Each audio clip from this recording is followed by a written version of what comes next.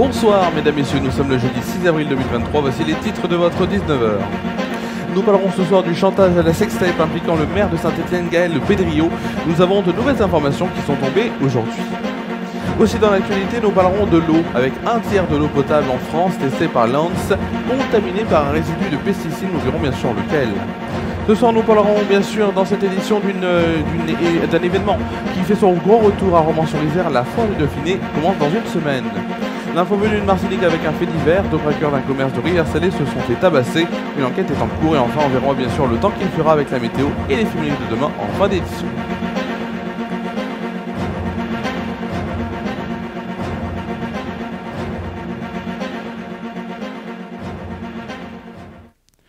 On va commencer bien sûr cette édition par cette information qu'on a eue aujourd'hui bien sûr. Gaël Pedrillo, le maire de Saint-Étienne inclus dans une affaire de chantage à la politique, à la sextape, a passé une seconde nuit en garde à vue. Il a été déféré ce jeudi devant un juge d'instruction en vue d'une mise en examen, c'est ce qu'a indiqué le parquet de Lyon. 3 protagonistes qui ont également passé la nuit dans les locaux de la police judiciaire seront aussi présentés et donc ont été présentés au magistrat instructeur. Il s'agit donc de Pierre Gauthieri, qui est ancien directeur de cabinet du maire, Samy Jérôme, donc lui ex-adjoint à l'éducation, et son ancien conjoint Gilles Rossary Langlais.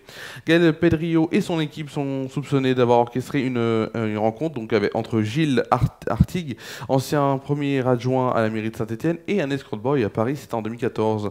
La soirée au cours de laquelle l'élu se faisait masser dans une chambre d'hôtel était filmée en vue de faire chanter le père de famille. Dans des enregistrements audio diffusés par Mediapart en septembre dernier, on entendait Gaël Pedrillo menacer son conjoint de diffuser la vidéo si son adjoint venait à porter plainte. Nous allons tout de suite passer à une autre actualité. Elle alerte sur des dépassements de la limite de qualité dans plus d'un prélèvement sur 3. L'Agence nationale de sécurité sanitaire de l'alimentation, de l'environnement et du travail, donc l'ANSE, a publié ce jeudi les résultats de sa dernière campagne d'analyse nationale dans le réseau d'eau potable de composés donc chimiques qui n'ont pas ou peu recherché donc lors de contrôles réguliers. Parmi les polluants scrutés, le métabolite du chlorotanoline a attiré l'attention des chercheurs. Alors, dans le communiqué, l'agence donc note que c'est le métabolite de pesticides le plus fréquemment retrouvé dans plus d'un prélèvement sur 2.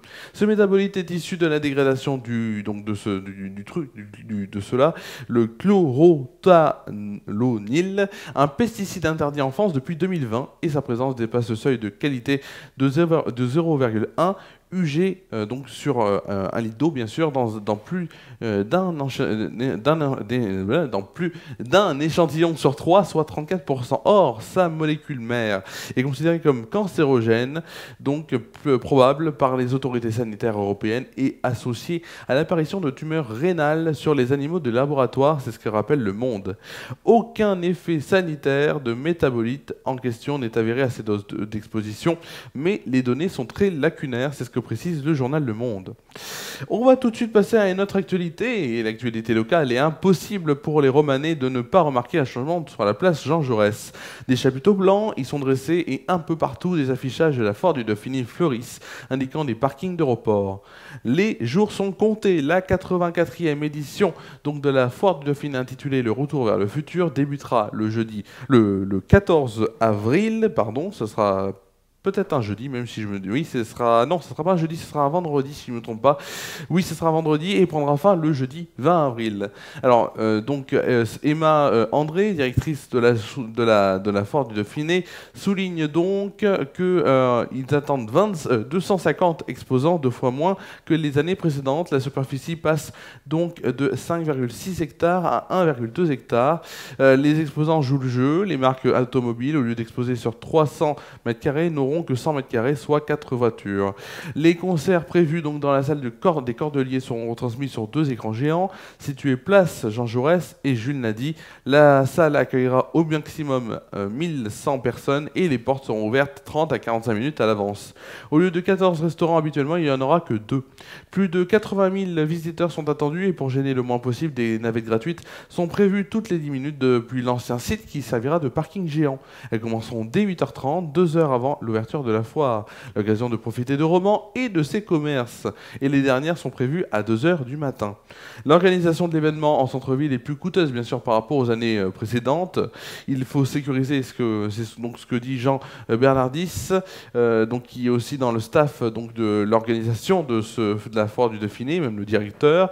Il faut sécuriser 2 sites. Là-bas, les clôtures comme l'électricité sont installées, mais tout cela est équilibré grâce à des aides de la région, de l'agglo et de la ville.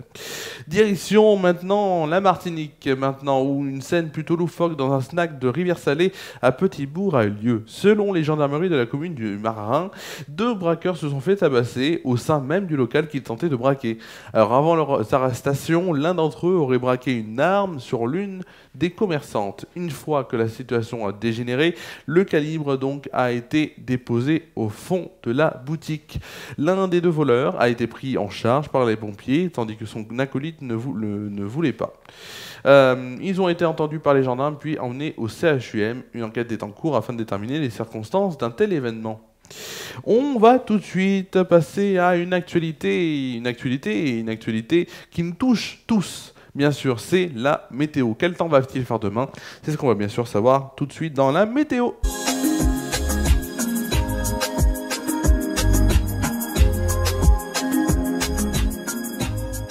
On commence déjà à la météo, on tourne, on se run avec demain matin au programme des éclaircies qui nous accompagneront pour une température de 5 degrés de moyenne. Les éclaircies seront toujours parmi nous pour une température de demain après-midi de 16 degrés et 17 degrés au milieu de la journée. Le soleil conclura cette journée, il fera 11 degrés de moyenne, une belle journée en perspective. Tout de suite, le temps et la température pour la France métropolitaine. Demain matin, les nuages sont nombreux sur le vent est avec quelques gouttes localement. Ailleurs, le ciel s'éclaircit et le soleil se maintient près de la Méditerranée. Côté température, il fera 3 degrés à Cherbourg, Rouen, Orléans, Rennes, Biarritz et Toulouse. 4 degrés pour Brest, Nantes, Troyes, Montélimar et Ajaccio. 5 degrés à Charleville-Mézières, Paris et Bourges. 6 degrés pour Lille, Strasbourg, Dijon, La Rochelle, Limoges, Lyon et Montpellier. Il fera 8 degrés à Perpignan et Nice. Pour le plus froid, ce sera à Aurillac avec la température de 1 degré.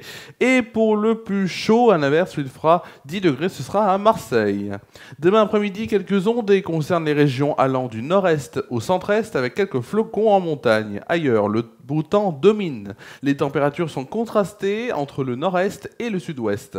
Côté température, il fera 11 degrés à Lille, Troyes et Dijon, 12 degrés pour Cherbourg et Strasbourg, 13 degrés à Rouen, Orléans, Bourges et Aurillac, 15 degrés pour Nantes, 16 degrés à La Rochelle, Montélimar et Ajaccio, 19 degrés pour Bordeaux et Toulouse, 20 degrés à Montpellier. Pour le plus froid, ce sera Charleville-Mézières avec 10 degrés et pour le plus chaud, il fera 23 degrés à Perpignan. Alors bien sûr, on fêtera demain le vendredi saint. Le vendredi saint, donc bien sûr, fête bien sûr qui va aller jusqu'à Pâques. Bien sûr, le soleil se lèvera à 7h, même 7h, alors je vais vous dire 7h16 et se couchera à 20h29. On gagnera ainsi 4 minutes de soleil.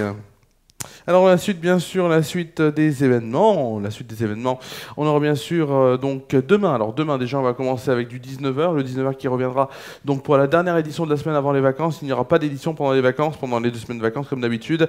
Donc dernière édition à 19h que vous aurez à 19h. Ce soir aussi, édition spéciale Coupe de France à 22h50 en direct sur Facebook Live. Donc sur le Facebook des Ferrari News en Facebook Live. Pas de presse antenne demain sur Déclic Radio, donc on a décidé de, en tout cas Quentin a décidé de ne pas le faire. On se retrouvait bien sûr à la rentrée pour de nouvelles éditions, de nouvelles émissions entre 7h et 8h30. Le MAG sera à suivre donc à 11h avec Maria bien sûr jusqu'à midi, avec ma revue de presse à la fin de l'émission. Peut-être que dimanche, on fera une soirée spéciale Lorient OM dès 20h25 en direct sur Facebook. Je vous dirai ça demain. Ensuite, on aura bien sûr l'émission hebdomadaire, ça c'est sûr, à 19h, donc bien sûr FR News Foot, à 19h en inédit, et enfin la télé sur Romain, émission numéro 3. Ce ne sera pas pour cette semaine, ce ne sera ni pour la semaine prochaine, mais ce sera pour la rentrée. Fausse piste. Ce sera bien sûr pour la rentrée, la télé sur Romain qui reviendra à la rentrée bien sûr, mais elle reviendra pour une 3e émission. Voilà, c'est déjà la fin de cette émission, de cette édition de la semaine, deuxième édition de la semaine sur les 3 qu'il y a cette semaine. Nous nous retrouvons donc pour la revue de presse dans le mag vers 11h50 sur les titres radio et à 19h pour le 19h, donc on est sur FR News. Je vous souhaite de passer une très bonne soirée, prenez soin de vous et de vos proches. Je vous dis à demain sur les titres radio et sur FR News.